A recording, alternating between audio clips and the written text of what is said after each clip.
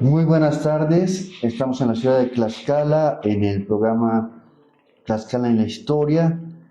Muchas gracias, agradecemos a la Agencia Informativa Grafos AC y bueno, a Sala de Prensa de aquí del Estado. En esta ocasión se encuentra con nosotros el doctor Osvaldo Castillo Juárez, a quien agradecemos su presencia. Es un honor contar con su presencia en este programa.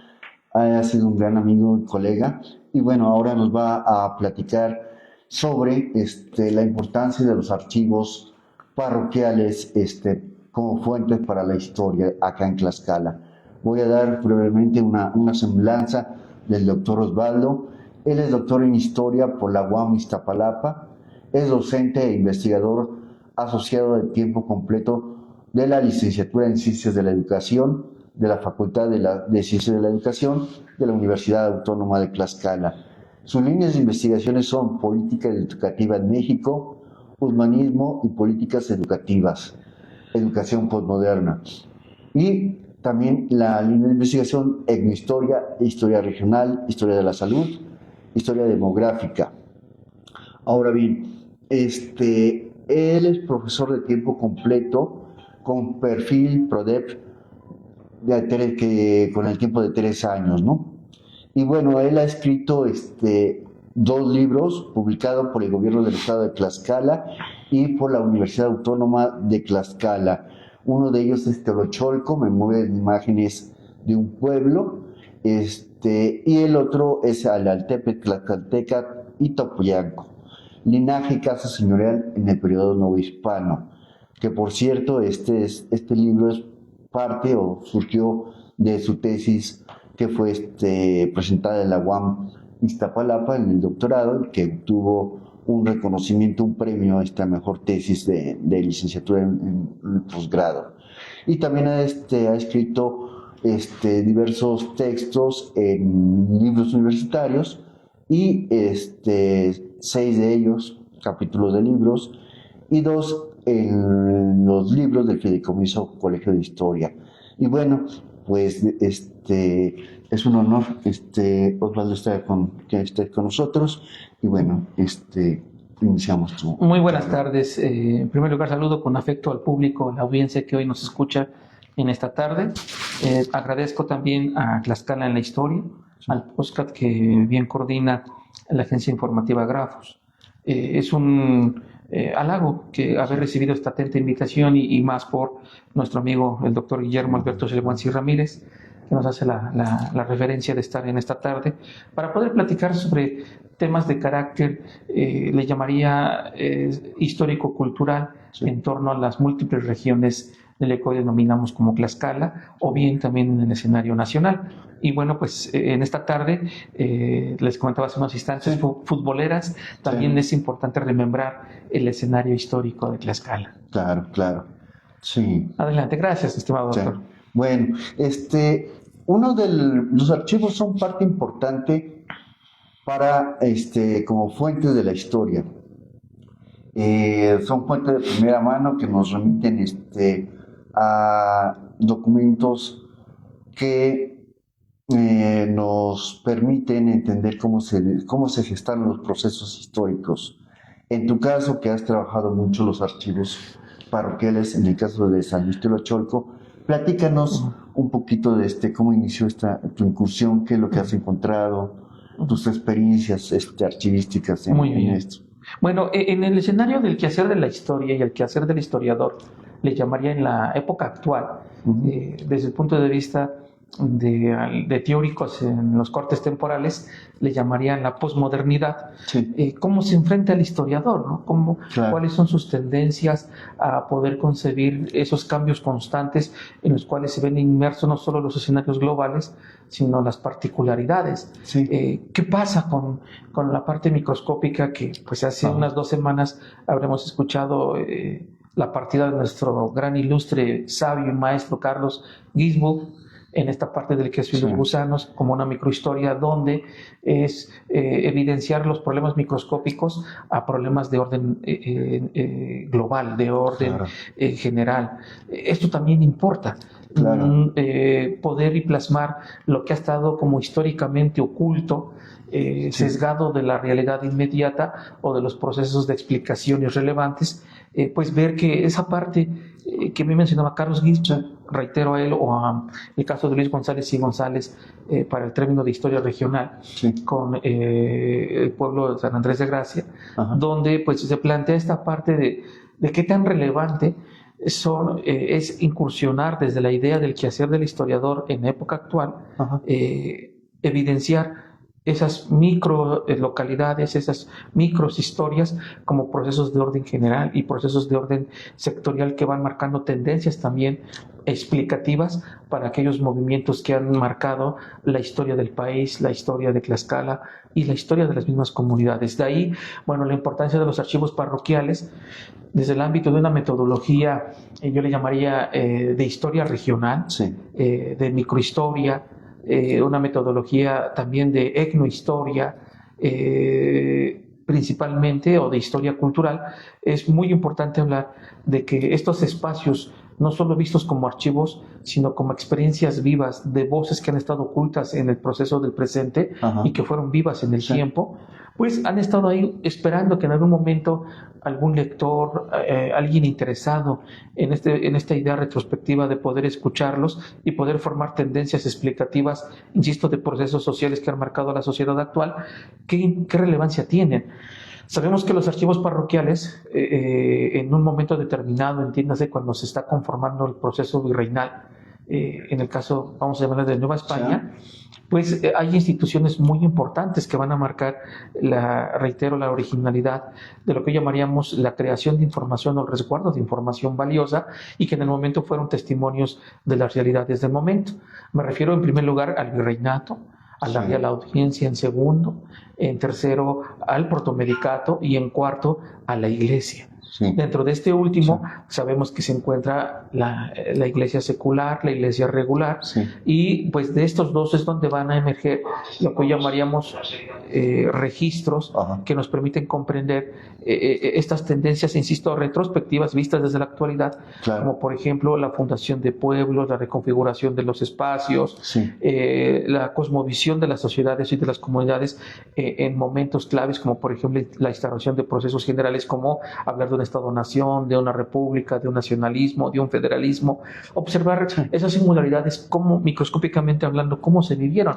sí, Desde ahí los archivos parroquiales son muy importantísimos, vistos desde este escenario del orden de la iglesia, porque, bueno, hemos encontrado en el caso de Tlaxcala, pues que hay fuentes muy importantes que debemos de consultar y escuchar a través de una lectura. Muchos sí, pensamos que los archivos parroquiales es solo básicamente algo religioso y algo eclesiástico, pero no se nos olvide que hablar de una institución que reguló en tiempo y espacio por 3 siglos o más de 300 años, entiéndase hasta el siglo XIX o parte del siglo sí, XX, a las comunidades, vamos a encontrar que fue una institución que además sí, de lo religioso o lo teológico, propiamente hablando, también incursionaba en la educación, por ejemplo, en la claro, economía, sí, incursionaba en este de las artes, que entre claro, otras categorías, diríamos hoy, metodológicas para la historia del presente o para la interdisciplinaridad en la historia, o también en la multidisciplinaridad, pues que son relevantes. claro, No solo tiene que ver con una característica de esta índole, reitero, desde una parte de evangelización, sino hablar de un archivo parroquial implica tener una visión compleja, una visión donde la parte transdisciplinaria tiene cabida para poder dilucidar sí, diversas formas explicativas de los espacios al interior de Tlaxcala. claro. Bueno, los archivos es la memoria de una sociedad, Así es. son la memoria de una sociedad y pues es importante su conservación, ¿no? Su conservación. Muchas de las veces, pues todavía a pesar de que se ha resaltado bastante la importancia de los archivos en cuanto a memoria histórica y en cuanto también como instrumento para la toma de decisiones en la administración actual, pues todavía falta mucho labor de convencimiento en cuanto a que se tienen que ordenar los archivos. Muchos de los archivos parroquiales y también algunos municipales, tú no me dejarás mentir, pues muchas veces no se encuentran ordenados, ¿verdad? Están arrumbados. Entonces hay que empezar a hacer la talacha para primero fumigarlos, ¿no? Y ordenarlos. Pero me gustaría que nos hablaras más sobre esos temas inéditos, porque bueno, cuando se habla de historia de Tlaxcala, siempre nos enfocamos hacia lo prehispánico, ¿verdad? Que es uno de los temas que genera más interés. Pero bueno, también esta parte de la colonia. ¿Qué documentos has encontrado en los archivos parroquiales que te permitan entender la vida cotidiana de los tlaxcaltecas en el virreinato? Pero Si nos puedes platicar un poquito de esto. Claro, con mucho agrado. Continuar con esta explicación, estimado doctor. Comentar que, bueno, la importancia de la historia como ciencia es precisamente que constantemente estamos replanteando el proceso o el objeto de conocimiento. Algo muy cierto es que en la historia, pues nada es verdad, ¿verdad?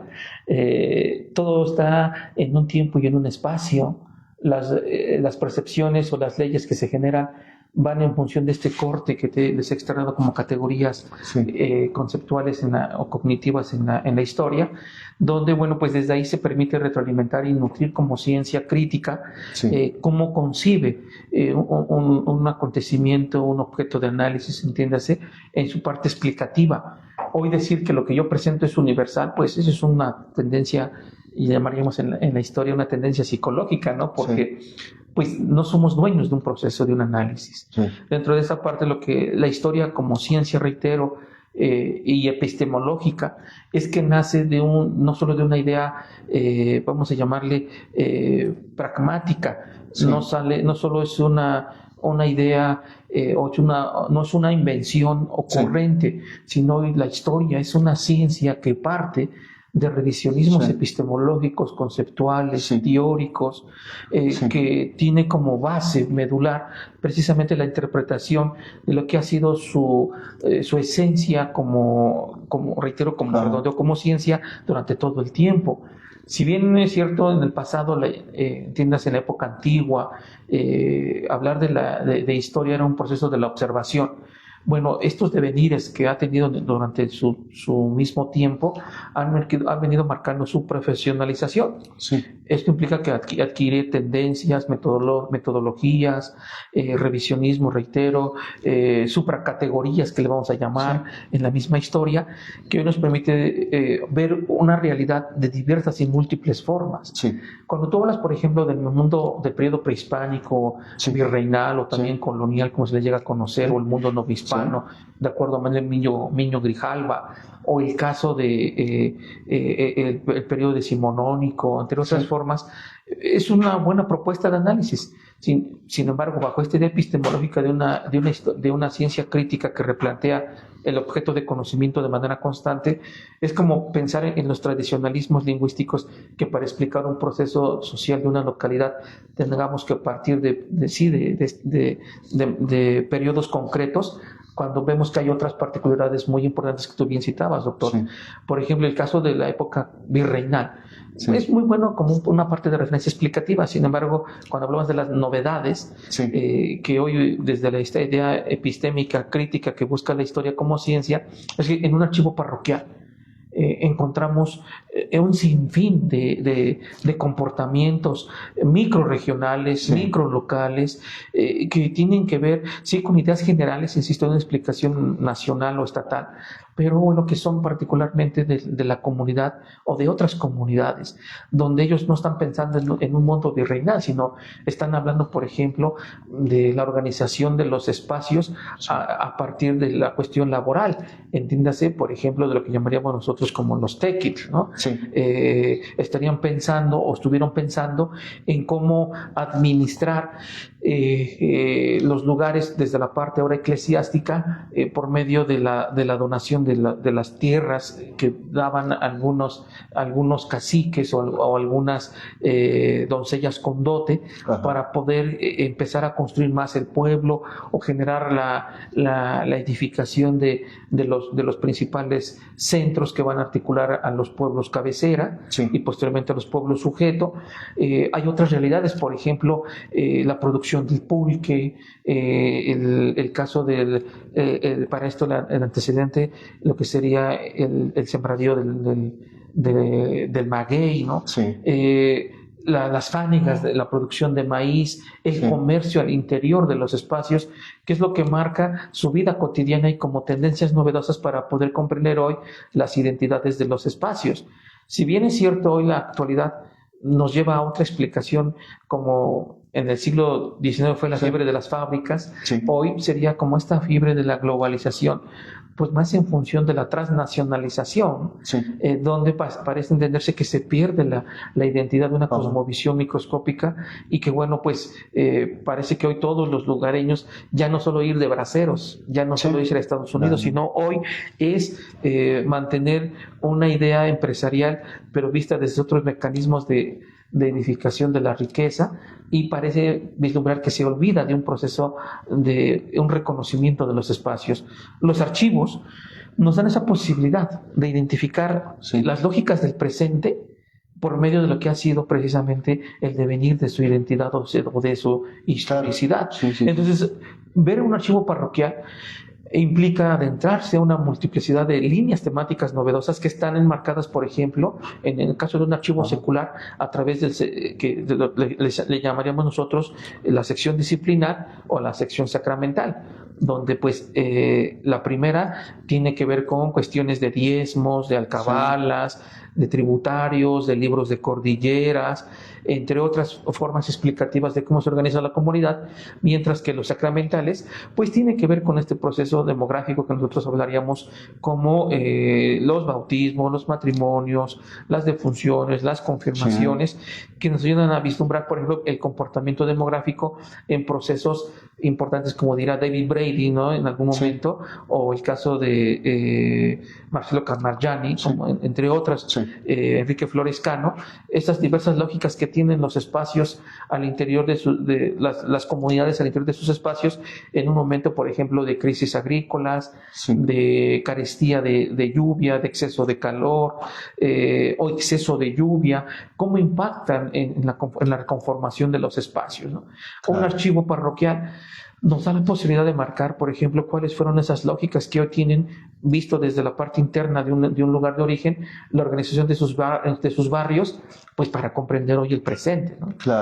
Los barrios, pues hemos observado que no han dejado de existir. Hoy siguen articulando el proceso municipal, siguen articulando esta idea nacional, nunca han estado peleadas de ese sentimiento, pero sí es importante ver esta organización que sigue persistiendo. Hay comunidades de la zona sur de Tlaxcala que encontramos que existen nombramientos que asemejan a esta parte de lo que es la organización de los Altepecs, en la parte que encuentran los españoles.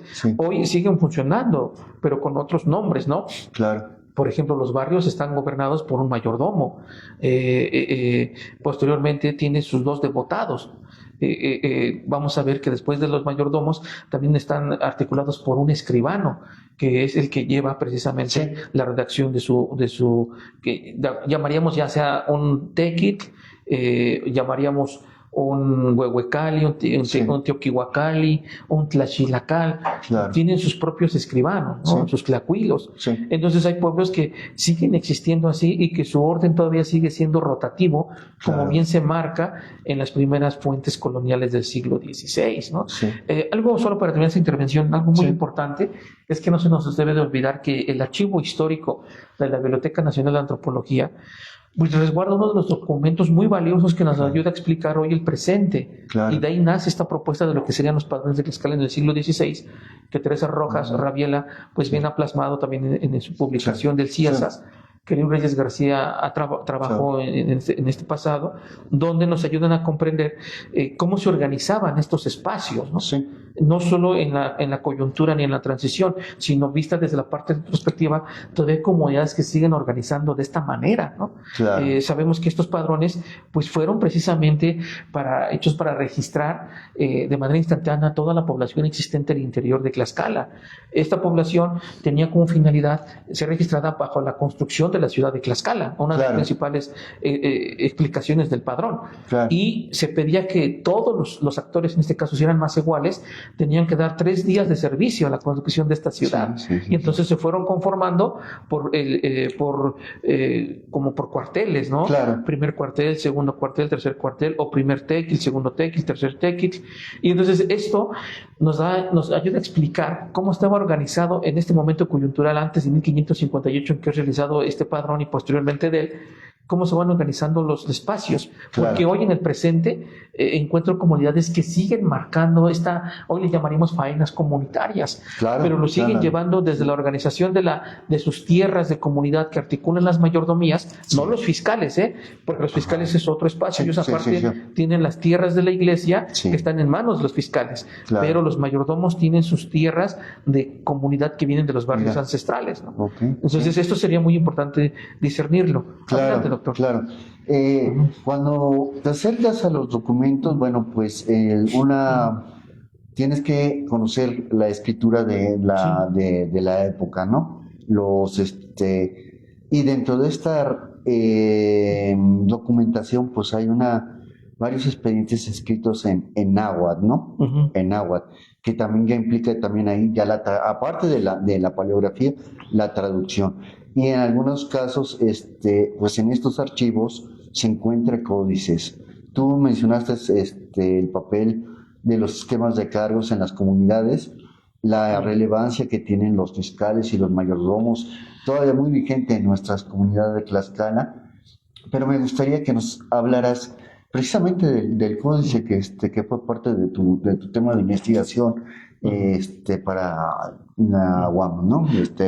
Gracias, Chico. Bueno, comentarles también al público que las comunidades de Tlaxcala son ricas en el resguardo de información. Sus pueblos, que independientemente de la categoría constitucional contemporánea de municipios, yo hablaría en el sentido de los barrios, de los pueblos sujetos, de los pueblos cabecera, que si bien son nomenclaturas virreinales que se implementan después de la separación de los espacios indígenas, y que en el pasado, reitero, un barrio podría ser reconocido en la parte prehispánica, en la nomenclatura idiomática o lingüística, como un tecpan, ¿no? Podría ser reconocido como un tecali, también podría ser reconocido como un tioquihuacali, como un huehuecali, pero también podría ser reconocido como un tlaxilacal o un tlaxilacal. Esta sería la nomenclatura de un barrio, mientras que un pueblo sujeto, pues de acuerdo a las traducciones que inclusive algunos especialistas como Eustaquio Celestino, pues han comentado que en la nomenclatura, en la lectura y en la escritura indígena, pues se le llamaba altepentli, como ese diminutivo. Claro. Altepetl, si no aparece Ipan Inaltepetl o Ipan Inaltepentli. Y entonces, para la lectura que le damos, inclusive Luis Reyes García lo decía, bueno, Altepentli es como un pueblucho, como desde esta parte, ¿no? Como un pueblo secundario. Entonces le deciden llamar pueblo sujeto. De eso desde la parte de la nomenclatura. Y un Altepetl es como un pueblo cabecera. Sabemos nosotros en la presentación que les compartía, pues de acuerdo a los padrones de nobles y posteriormente a las actas de cabildo que hemos revisado, o bien a los libros antiguos de San Francisco Topoyanco que existen en el Archivo Histórico del Estado de Tlaxcala, o en algunos documentos en el registro de instrumentos públicos que están en el mismo documento, o en la sección del siglo XIX, creo, en el fondo del siglo XIX, sección municipal del Archivo Histórico del Estado de Tlaxcala, hemos encontrado padrones y censos parroquiales, pues donde nos explicaron cómo se fueron construyendo estas localidades en el proceso de la reconfiguración, insisto, de los espacios. Entonces, bueno, Tlaxcala es rica en el mantener y en el resguardar sus propias fuentes, porque si bien algunas llegaron a estar en la parte institucional, como en particular, reitero, la iglesia secular o la iglesia regular muy mínima ahí también, que tiene, por ejemplo, resguarda algunos, o el Archivo General de la Nación, el Archivo de Notarías del Estado de Puebla, ¿no? Claro, que resguarda claro. bastante, ¿no? Sí, sí, sí. El Archivo del Obispado de Puebla, que en la sede de la capital de Puebla resguarda información muy importante. Vamos a encontrar que las comunidades de Tlaxcala resguardan información microscópica que va a la par de lo que están ahí. Son ricos manteniendo una información original, viable y una información que marca tendencias en cuestiones de la originalidad del lugar de origen. Sí. Entonces, ¿qué vamos a encontrar en las comunidades? Por ejemplo, uno de los tantos que se me viene a la mente es que cuando se redactan los libros de cordilleras, que estos están en las secciones disciplinares de un archivo parroquial, ¿qué es un libro de cordillera? Bueno, visto desde el escenario de la crónica de la iglesia y guión de la comunidad, el libro de cordillera era ese registro cotidiano que tenía la comunidad, pero en función de las reformas eclesiásticas, no de la propia comunidad, porque de la comunidad tenía otros espacios, ¿no? Claro. Entonces, por ejemplo, cuando había un edicto o había un aviso, una comunicación por parte, si es que en el caso viene desde el Vaticano, llegaba, en este caso, al virreinato, del virreinato llegaba a la iglesia, vamos a llamarla una de las 4 instituciones que comentaba al inicio. Entonces, llegaba un edicto firmado, ya sea por el Papa o por el Rey o el Virrey, y cuando llegaba al obispado, bueno, se hacía una copia de ese documento en manuscrito original, y posteriormente el obispado lo mandaba a circular a cada uno de sus pueblos. Y entonces esos pueblos, ¿quiénes eran? Los que en algún momento ya eran consolidados como cabeceras, y a su vez estos ya eran reconocidos como feligresías, entiéndase, como sus curatos. Entonces llegaba ahí ese edicto, vamos a llamarle, o ese aviso, llegaba a ese pueblo cabecera en su feligresía, y lo que hacía el párroco es que lo copiaba literalmente, lo formaba en un libro, conformaba un libro, ya sea construido en piel de venado o cuero de cochino, como le llamaban, o piel de cochino, y conformaban un libro con fojas, ¿no? Entiéndase, hojas en términos actuales, extraídas de la penca del maguey, por ejemplo, que lo convertían en ámatl, o algunas hojas ya tenían sellos de agua, ya eran trabajadas de esa manera. Entonces lo que hacía es que llegaba ese aviso del obispado, copiaban ese aviso, anotaban el nombre de la parroquia, y ese aviso se iba a la siguiente parroquia, al siguiente pueblo cabecera, y entonces registraban, y así se iba armando un libro de cordilleras. Claro, claro. Entonces, después de un tiempo, ya encontramos que un libro de cordilleras podría tener más de 100 fojas, 120 fojas, pero lo importante es que en ellos, ¿por qué se los comento? Porque he hallado que al finalizar el libro se dice, bueno, se termina 50 años de registro del libro de cordilleras, o 50 años de registros, medio siglo, y se anexa un mapa de los barrios. Se agrega un mapa de las casas, de sus barrios y el pueblo que constituye la feligresía tal. Se dice al final, es decir, hace una reconstrucción geográfica. Lo malo de esto es que en la mayoría de los libros de cordilleras, esos mapas ya no los he encontrado.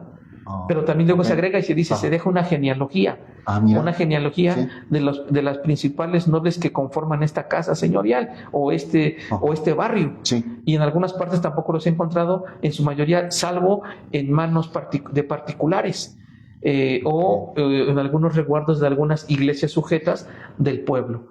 Eso ha sucedido en la mayoría de los archivos. Esto es muy importante porque nos ayuda a ir comprendiendo lo que hoy nosotros llamaríamos, desde un escenario de modismos lingüísticos, los parajes de las comunidades. Claro. O sea, cada comunidad tiene, está construida por 800 parajes. Y así, hoy que nosotros tengamos una parcela de 100 metros cuadrados, esta parcela puede estar dividida en 3 parajes. Y cada una tiene su nomenclatura idiomática en lengua originaria, entiéndase, en náhuatl.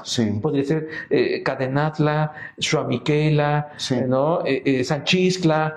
Es una parte de explicar. Es decir, en este cuadro de 100 metros cuadrados, estos son los 3 parajes de la comunidad. Pero eso, ¿dónde los encontramos? Bueno, los encontramos en este tipo de fuentes. Y también algo importante es que en la tradición oral hay todavía algunas personas mayores que lo han transmitido, que ya son mínimas, tienen con claridad identificados los parajes de la comunidad. Y eso es muy importante, porque sin haber consultado un archivo, porque ya está extraviado, yo he hecho énfasis y utilidad de ese tipo de personas que conocen la nomenclatura de esos parajes. Bien. Y te lo dicen, ¿no? Este lugar se llama así, insisto, Sí.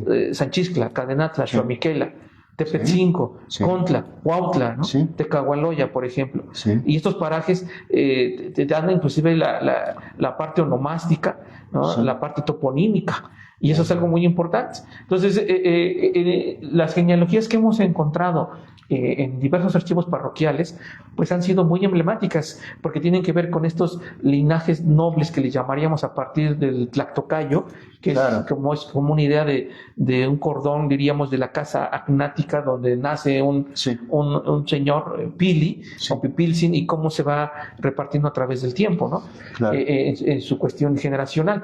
Pero también encontramos, además de estas genealogías, por ejemplo, esta pictografía yo le llamaré pictografía de los espacios lacustres, ¿no? Cómo están constituidos lo que llamarían en el pasado, insisto, los saltépetros, los pueblos cabecera, Sí. cuál es su dimensión geográfica, territorial, y te la dejan bien estipulada en algunos. Sí. Hemos encontrado también en los archivos parroquiales, o en los archivos de las mayordomías, se encuentran, por ejemplo, estas órdenes testamentarias, pero que le llamarían como este reconocimiento de ejecutoría de nobleza, donde, bueno, se estipula quiénes son reconocidos como nobles por parte de la corona española. Y Sí. sabemos que se lo da, bueno, a los que estuvieron en alianza en la alianza hispano-tlaxcalteca en este proceso, pero no solo se queda como un documento oficial para Tlaxcala, sino muchos de los pueblos tienen esa copia, el Claro. original. Sí. Entonces encontramos que dicen, este pueblo es fiel, es digno de pertenecer a la Santa Iglesia Católica y Apostólica, y así le llaman, y al Libreto de la Nueva España, por haber mantenido sus servicios durante el proceso de la colonización, no le llaman conquista, de la colonización. De la colonia. Y en ese entendido menciona el nombre de los principales pipilzin del lugar, que también lo retoma Teresa Rojas de Rabiela, o bien lo retoma el archivo histórico que se mantiene en la Biblioteca Nacional de Antropología e Historia, este padrón de nobles de Tlaxcala, ¿no? Padrón de En nobles. particular de Cotelulco. Sí. Así por ahí, Sí. estimado Álvaro. Sí. Entonces, tenemos que los archivos parroquiales nos permiten conocer la organización social Sí. que de las comunidades aquí en Tlaxcala en el del periodo colonial. También nos acerca a aspectos de la vida religiosa de la comunidad y de la vida cotidiana, Así es. obviamente. Claro, entre esta documentación que se encuentra muchas veces, vuelvo a reiterar, pues se encuentra arrumbada, que se necesita todo un proceso de fumigación, desinfección para poder consultar estos documentos, pero a través de estos expedientes se va reconstruyendo la historia de nuestro estado y de las comunidades. Es parte de nuestra memoria, pero aquí también lo que te quiero hacer la pregunta con respecto al archivo es cuando tú llegaste a trabajar en el archivo parroquial de Tolocholco, ¿qué fue lo primero que procediste a revisar? Bueno, comentarle que la vida de un historiador también transita en diversas facetas, como una de ellas es la vida de un archivista, ¿verdad? Diría Ramón Iglesias, la vida de un topo, porque pues dentro de ese contexto también nos nace el amor por la identidad, entiéndase esta idea que bien decía la idea de la matria, ¿no? Sí. No en cuestiones politológicas que hoy ahorita se ha comentado como una idea de sarcasmo por parte de las redes sociales, sino recordar que la patria y la matria es un análisis que realiza Luis González y González, ¿no? Ya desde mediados del siglo XX. Entonces, desde la parte de la matria, desde la parte microscópica, diríamos, debemos de comprender que, bueno, el ser historiador implica tener un alma más allá de la lectura de los libros, de las teorías o de las posturas, sino llega una postura humanista cultural, entiéndase, en el rescate de la identidad, no solo a partir de la cuestión oral o de sentirse historiador, sino de poder inmiscuirse en la cosmovisión por medio de comprender y de rescatar parte de esa misma que se plasma, por ejemplo, en la escritura, y esta pues está resguardada en los archivos parroquiales. Decirles que, bueno, dentro de los diversos archivos que he conocido en Tlaxcala, uno que he trabajado en su totalidad, es decir, desde la primera vez que lo conocí hasta su fundación como archivo histórico de la parroquia de San Luis Tolocholco, ya lo dije el lugar, pues fue encontrar unos avatares constantes. Primero, pues es un completo abandono por las autoridades eclesiásticas que regulan y administran estos templos. Entiéndase que pues los tienen, ya sea actualmente, ya no están en el desván, ya no están arrugados, pero los tienen ahí como una parte de afilados, como un orden de periódicos o de hemerografía ya pasada, sin clasificar, sino algunos han tomado la molestia, y que también es muy importante agradecerles, que han tratado de buscar clasificaciones muy generales o nomotéticas, de que hacen un bloque de expedientes y le colocan siglo XIX, ¿no? O 1800 a 1830.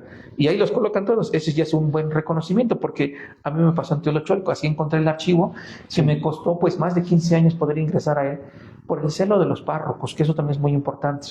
Ya es que tengo acceso, es cuando veo este proceso, lo que tú me comentabas, doctor. ¿Qué pasa cuando el historiador cuando se enfrenta a estos procesos? No solo es el ser científico, sino el ser humanista cultural. El rescatar parte de esa cosmovisión nos convierte en hacer actividades altruistas por parte de la misma comunidad y de la misma localidad. Entiéndase, desde tener el acceso del permiso, luchar ahí, me costó de 10 a 12 años ingresar. Posteriormente viene el proceso de la solicitud para la fumigación, que yo te agradezco mucho, porque en esos años tú fuiste en el 2010 director del Archivo Histórico del Estado de Tlaxcala, que a través de la Universidad Autónoma de Tlaxcala gestamos una ayuda para una solicitud para poder fumigarlo, y que me apoyaste muchísimo, nos apoyaste a la comunidad, a la misma universidad para esta solicitud histórica. Posteriormente llegó la clasificación de todos los documentos. Posteriormente ya se habló de la organización de un archivo como tal, con cajas, un orden, con expedientes, y posteriormente la inauguración de la nomenclatura que nosotros la colocamos. Esto es un proceso tan sencillo de mencionarlo, pero que nos llevó, pues, reitero, ya convertido con la clasificación y todo, pues cerca de 13 años, ¿no? 13 años para poderla inaugurar. Y cuando encontramos el archivo, pues ya estaba mutilado. Es un archivo que, si bien tiene una historicidad desde el siglo XVI, pero algo fue sucediendo que la información más completa la encontramos a partir del año de 1720, y la parte histórica, diríamos, concluye hasta por 1970. Va muy bien en esa parte cronológica. ¿Por qué decimos que había información más atrás? Bueno, porque hemos encontrado en la parte particular de los pobladores información que ha sido extraída de la parroquia, porque pues me la han proporcionado afortunadamente de manera personal, sin que demos sus nombres. Me han permitido sacar fotografías, entrevistar, fotografías de los documentos que ellos resguardan, y entrevistar a estas personas, donde hemos observado que el archivo, el libro que tienen, empieza con el nombre de la parroquia de Teolocholco, lo que determina que ese libro fue extraído de la parroquia. Y estoy hablando del año de 1630, 1620, 1590, lo que nos ayuda a entender que la parroquia, bueno, lo que yo diríamos como el archivo, pues fue un poco mutilado. Comentarte que un archivo parroquial, por ejemplo, pues se estructura de tres maneras básicas. La primera, el archivo parroquial tiene un archivo fiscal. Dos, un archivo de las mayordomías. Y tres, nosotros le llamaríamos el archivo que le llamamos del cuadrante, que son tres cosas. El primero, que sería el archivo de la Fiscalía, es propiamente hoy la información que resguardarían los que integran el templo, entiéndase, los fiscales, que se estructuran por el fiscal actual, el fiscal mayor y el fiscal teniente. Esos son los cargos de los fiscales. El que gobierna durante un año calendario la Fiscalía es el fiscal actual. Por lo regular es el que tiene mayor edad, es el que lleva la vara más grande. O sea, cuando tú vayas a una misa y ves el que lleva la vara más grande, ese es el fiscal actual. El fiscal mayor, el fiscal teniente. Bueno, ellos resguardan hoy deberíamos un archivo, que es su propia organización de las tierras que mantiene la iglesia. Okay. La iglesia entiéndase como parroquia de su lugar de origen. Claro. Ellos mantienen sus propios información, por ejemplo, de festividades, de organización interna del pedimiento de los santos, y también de lo que es precisamente el sistema de arrendamiento de sus tierras o Claro. de sus parcelas, en términos generales. Ese sería el archivo fiscal. El archivo de las mayordomías es el que resguardan los barrios que integran a ese pueblo cabecera. Si este pueblo se estructura de 4 a 8 barrios, cada uno debe de tener un archivo propiamente, Claro. que lo resguarda el mayordomo. Él tiene la llave de sus cajas, Sí. de sus cajoneras, que se le llamaría actualmente Sí. todavía. Sí. A su vez, ellos dos se hacen valer de sus 2 mayordomos. Sí. Insisto, y de su escribano. Cuando ellos reciben, igual que los fiscales, un año calendario, pero no entiéndase que el año calendario va igual de enero a diciembre, no. Los fiscales sí es de enero a diciembre, pero los mayordomos son fechas diferentes. Unos pueden recibir en febrero, marzo, abril, ¿no? Y ellos tienen sus propias cajoneras, reciben eso sí, sus 2 devotados y su escribano. Bueno, ellos mantienen también un registro. Sí. Entonces, insisto, si son 4 mayordomías, 4 barrios, hay 4 mayordomías, tienen 4 cajoneras. Sí. Ellos tienen también su propia información que tiene que ver básicamente con la organización de su tierra, ya como tal de sus barrios. ¿Qué pasaba por ejemplo, en Tlocholco, que se organiza por 4 barrios, que es Cuautla, Tecahualoya, Tecahualoya, Tepetzingo y Cuautla? Ellos tienen sus 4 mayordomos, insisto, ellos manejan la información de cada uno de sus barrios, y ahí tú encuentras cómo se fue constituyendo ese espacio que posteriormente también se fue fragmentado en un orden constitucional en secciones. Entonces hay barrios que mantienen 2 secciones o 3 secciones, pero es un solo barrio, ¿no? Es la parte eclesiástica. Ese es un archivo. Y el segundo es del cuadrante, que algunos le llaman el archivo también de la parroquia. Ese es el del cuadrante, no es otra cosa que es el archivo que hoy le llamaríamos disciplinario y sacramental. ¿Ya me estoy explicando? Sí. Entonces eso es un gran reto, porque si alguien entra a un archivo parroquial, la idea es conocer, ojalá, las 3 formas en cómo se organizaban, porque no recaía solo en uno, en el párroco. El párroco solo resguardaba el cuadrante. ¿Por qué? Porque todo cuadraba, ¿no? Todo cuadraba, era algo matemático, ¿no? En ese entendido, pues ahí tuve acceso a ese archivo, pero en el archivo de los fiscales, en el caso de Tlocholco, ya no tiene archivo. Fue quemado literalmente por los fiscales. Hoy cada año, cada que termina una parte fiscal, me comentaban hace 10 generaciones atrás, que tenían, no sé, ahorita desconozco en la actualidad, pero comentaban que cada que terminaba un año fiscal quemaban sus documentos. En el caso de la mayordomía de los 4 barrios, ya tuve acceso a sus cuatro cajoneras, ya revisé toda la información, que es ahí donde encontré ese reconocimiento de ejecutoría de nobleza que se había comentado. He encontrado mapas, inclusive algunos que se mandan a hacer durante el periodo de Próspero Cahuantzin para reconocer sus espacios limítrofes de Tlaxcala y sus pueblos, sujetos y cabeceras. Y pues esos son los únicos 2 que yo he encontrado de esa parroquia. En otras he encontrado igual otras, ¿no? En ese entendido, bueno, la importancia del historiador también funciona como ser archivista, ¿no? Y buscar otras maneras y otras formas, porque nos permite comprender la realidad y de allá casi buscar una afirmación por dónde van marcando las diversas lógicas del presente. Por ahí se externaba, insisto, a través de Ramón Iglesias, ¿no? La relevancia de conocer el presente, la irrelevancia de desconocer el presente implica esta incomprensión del pasado. Entonces es muy importante conocer estas ideas. Adelante. Bueno, pues tocaste un tema interesante en cuanto a que la destrucción a veces deliberada, a veces inconsciente, porque no se le da el valor como testimonio que dejan los documentos, ¿no? Que se han quemado numerosos documentos de archivo, no nada más en el caso de las fiscalías, también tenemos que mencionar algunos casos en algunos municipios, ¿no? Los archivos municipales han quedado en el olvido y también igual quemados y saqueados, ¿no? Pero me llama la atención los archivos de los mayordomos. El sistema de cargos acá en Tlaxcala varía en cada comunidad. O sea, el caso que nos están nombrando en Tlocholco es bien diferente al que está, por ejemplo, en Santana Chautempan. Y sí, el papel son muy celosos los mayordomos para acceder a esta información. Pero gracias a esos documentos que se está, podemos entender sí, cómo se fueron conformando las comunidades en Tlaxcala. Me gustaría que si tienes algo que profundizar sobre este aspecto de la memoria histórica de las comunidades. Vimos un poquito lo que fue los archivos parroquiales, pero también mencionaste un tema importante, lo que es la tradición oral, que muchos, bueno, todavía perdura, ya no, ¿verdad? Todavía algunos historiadores de la vieja guardia no le, ¿cómo se llama? No le dan el valor a la historia oral como tal, ¿no? Todavía cuestionan, pero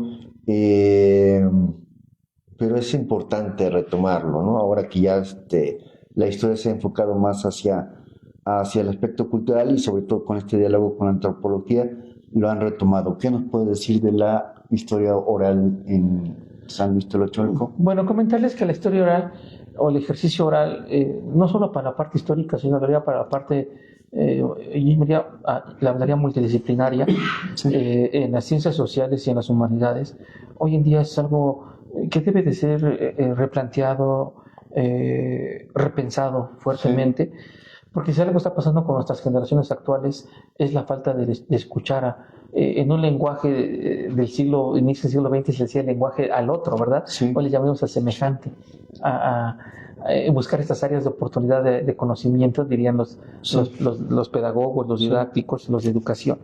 ¿Qué genera escuchar desde esta idea de la tradición oral? Comento que se está perdiendo muy fuerte, no hablo solo de la zona sur, sino dentro de la parte como investigador, he observado que pues en la medida que las generaciones mayores empiezan a desaparecer biológicamente hablando, se empieza a perder esta tradición oral. Sí. La poca que llega a existir, pues tenemos que buscar qué actores, porque aunque algunos son mayores de edad, pero sucede que luego no estuvieron en el lugar de origen. Tuvieron fluctuaciones demográficas, entiéndase de emigración, fluidos, ¿no? Demográficos. Y otros, bueno, tenemos que ir contemplando que sencillamente pues no les ha interesado.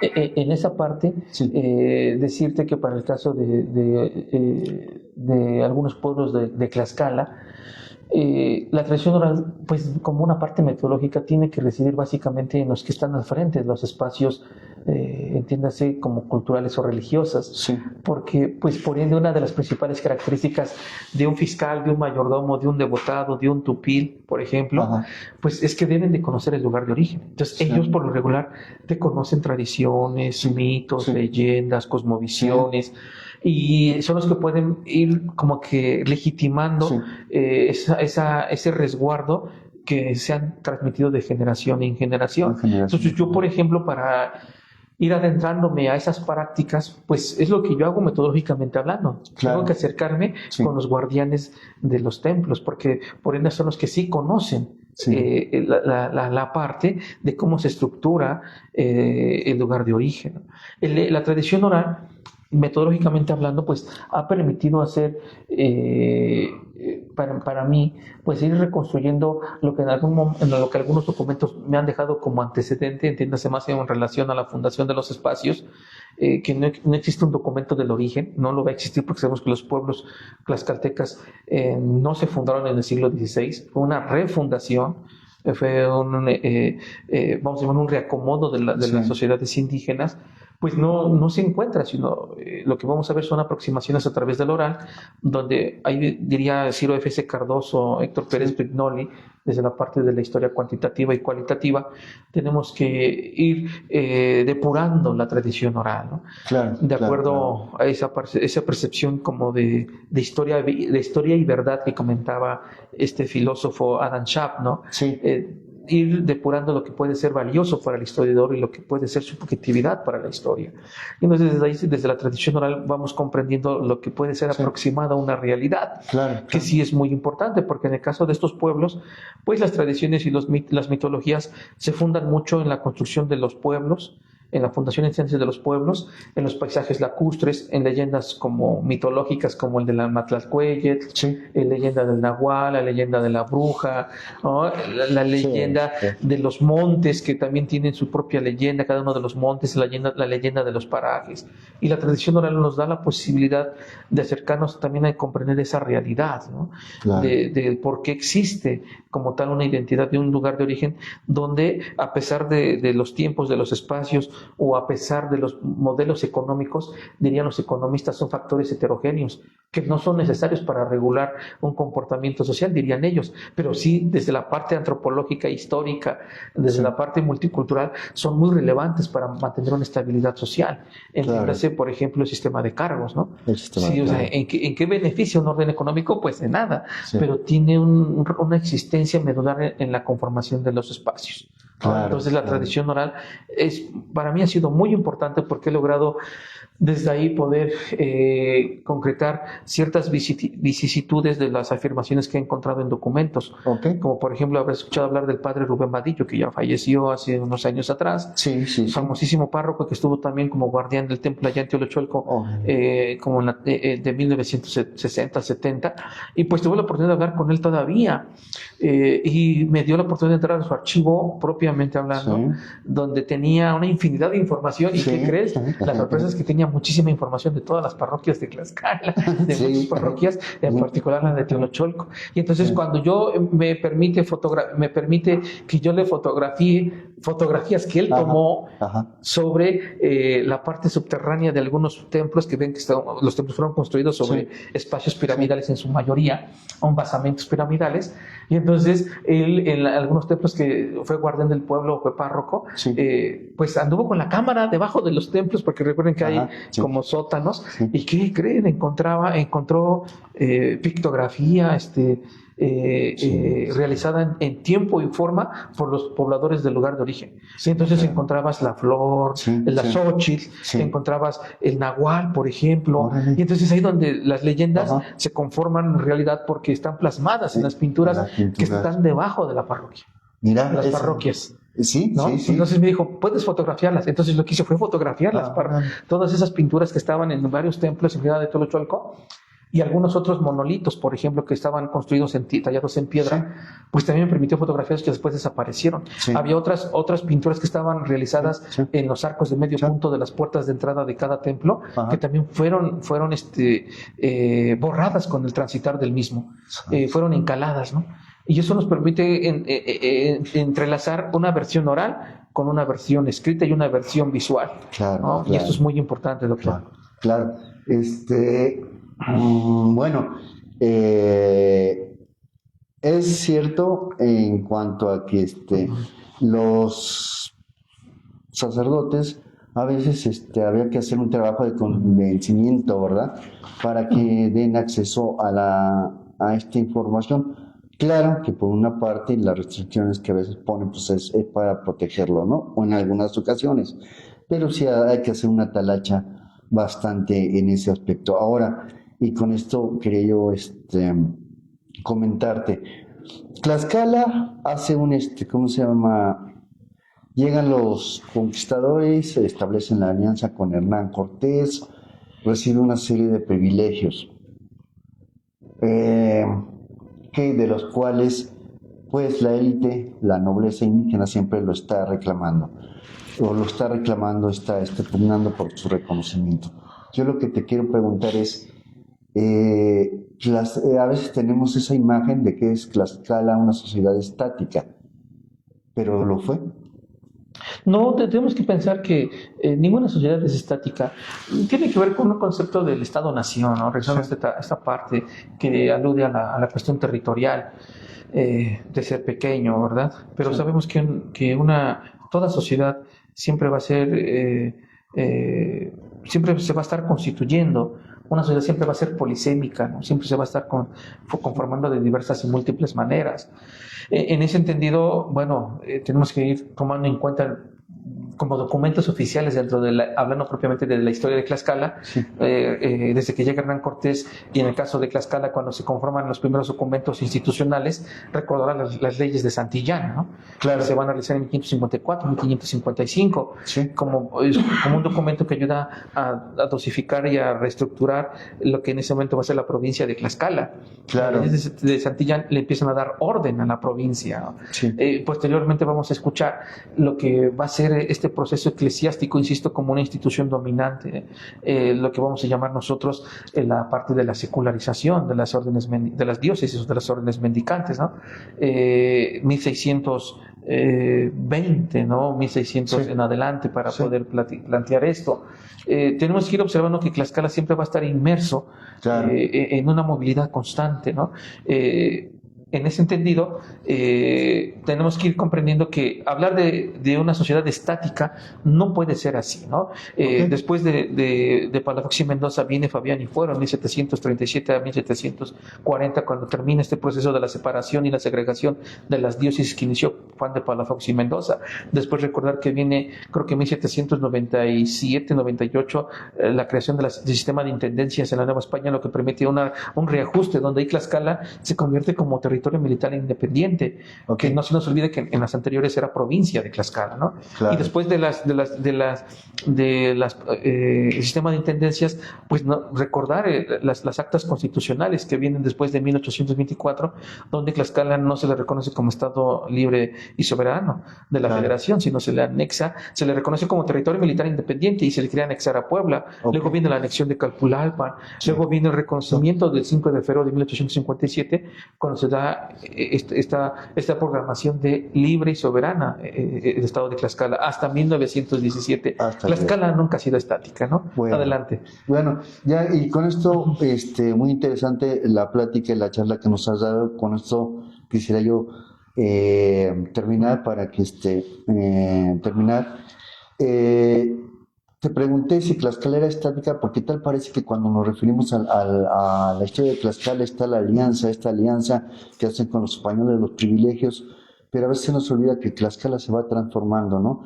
Que las condiciones que ellos recibieron recibieron esos privilegios, la sociedad fue cambiando, ¿no? No fue lo mismo la Tlaxcala del 16 a la Tlaxcala del 17 y ya el principio de la independencia, Así ¿no? es. Se fue transformando y eso se refleja en la documentación de las comunidades. Pues bueno, yo te reitero muchas gracias por la plática, la interesante plática que nos diste sobre los archivos parroquiales y por aquí está. Bueno, pues le agradecemos al doctor Castillo por la presencia aquí en el podcast Tlaxcala en la Historia.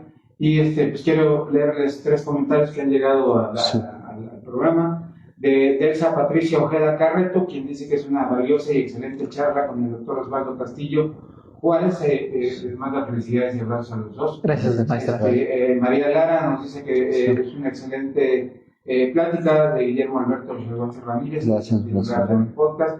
Gracias. Y Edgar del Razo Morales, que supongo lo debes de conocer, dice: gran aprendizaje, un fuerte abrazo a mi maestro Guillermo, saludos al maestro Osvaldo. Pues agradecerles a los dos esta interesante plática de los archivos. Me sorprendió y me llamó la atención este dato y este detalle de que al menos en Teolocholco cada mayordomía finalizada está quemando los archivos.